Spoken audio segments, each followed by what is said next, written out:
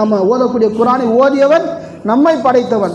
இரண்டாவது, ஜிப்ரீல் அதை வாங்கி கொண்டு, ஜிப்ரீல் அலைஹிஸ்ஸலாம் அதை வாங்கி கொண்டு இந்த உலகத்திற்கு வந்து பெருமானார் ஸல்லல்லாஹு அலைஹி வஸல்லம் அவர்களுக்கு முன்னிலையில் அவர்கள் ஓதி காட்டினார்கள்.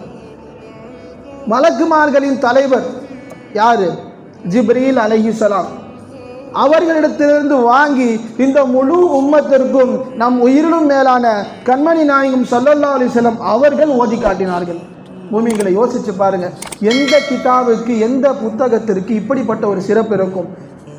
படைத்த ரப்புல் ஆலமீன் ஓதி, மலக்குமார்களின் தலைவர் ஓதி, நபிமார்களின் தலைவராகிய ரசூலே அக்ரம் ஸல்லல்லாஹு அலைஹி வஸல்லம் அவர்கள் ஓதி காட்டி இந்த உம்மத்திற்கு அருளிய கிதாப், அருளிய வேதம் தான் என்னது?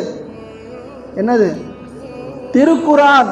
அதை ஓதக்கூட தெரியாத சமூகமாக நாம் இன்று இருக்கின்றோம் என்று சொன்னால் எவ்வளவு பெரிய கை சேதம்.